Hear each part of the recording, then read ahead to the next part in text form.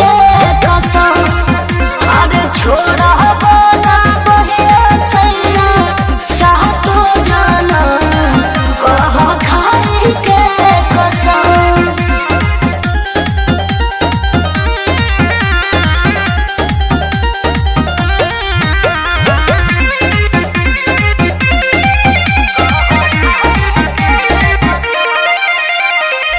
बगिया के माली हो जा कनवा के बाली हो जा ओठ पर लगैले रहो राजा होठ लाली हो जा।